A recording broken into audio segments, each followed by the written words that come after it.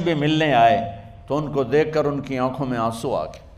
کہنے لگے بچوں آج تمہیں دکھ تو ہوگا اپنے باپ پر کہ ایک جوڑا کپڑا بھی لے کر نہ دیا عید کا.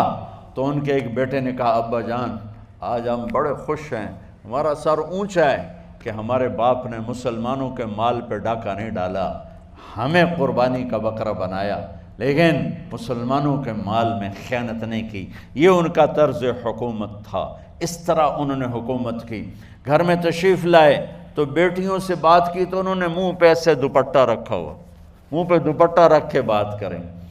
تو فرمانے لگے کپڑا تو ہٹاؤ, دوپٹہ کیوں رکھا ہوا ہے؟ تو گھر کی خادمہ زور زور سے رونے لگی, کہنے لگی امیر المومنین آج آپ کی بیٹیوں نے کچا پیاز توڑ کے روٹی کھائی ہے تو وہ اس کی بو ہے منہ میں, آپ کو بو سے نفرت ہے اس لیے منہ پہ کپڑا رکھ لیا ہے. تو حضرت عمر اتنا روئے کہ ان کی داڑھی تر ہو گئی.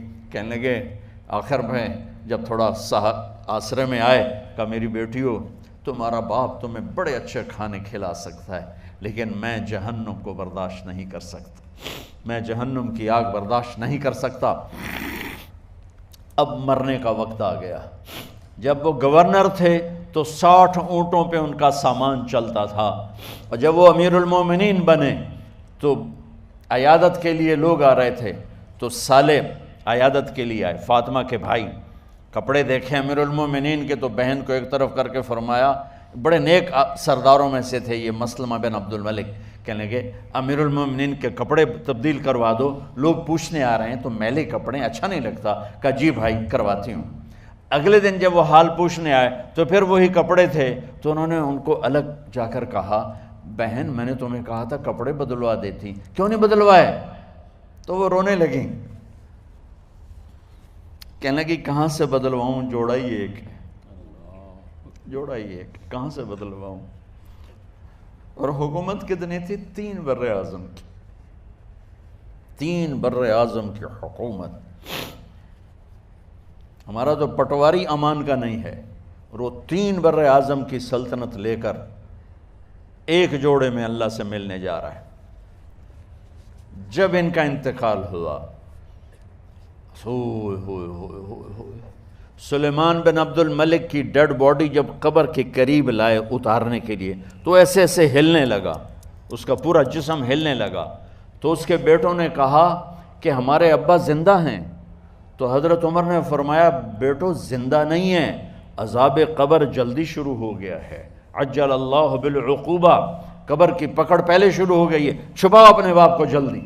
جب عمر بن عبدالعزیز کی ڈیڈ باڈی قبر کے قریب کی گئی اور ان کا بھائی اتارو, بھائی وہ باتیں شروع ہو جاتی ہیں, رومال ڈالو, چادر پکڑو, ادھر سے پکڑو, تو ایک دم ایسے ایک پرچہ ہوا میں اڑتا ہوا سب نے دیکھا. وہ آتے آتے آتے آتے آتے آتے یوں آ کے حضرت عمر کے سینے پر گر گیا. سب دیکھ رہے ہیں. جب پرچے کو اٹھا کے دیکھا گیا تو اس پہ ایک سطر پہ لکھا تھا بسم اللہ الرحمن الرحیم, اور دوسری سطر پہ لکھا تھا براءۃ من اللہ لعمر بن عبد العزیز من النار, یہ عمر کے لیے جہنم کی آگ سے نجات کا پروانہ ہے. 3 بر اعظم کی سلطنت لے کر وہ جنت کا پروانہ لے کر دنیا سے گئے. جب ان کو قبر میں اتارا گیا تو انہوں نے رجا بن حیوہ سے فرمایا تھا 3 بادشاہوں کے چہرے دیکھے قبلے سے پھر گئے, رنگ کالے پڑ گئے, مجھے تم نے دیکھنا ہے کہ کیا ہوتا ہے.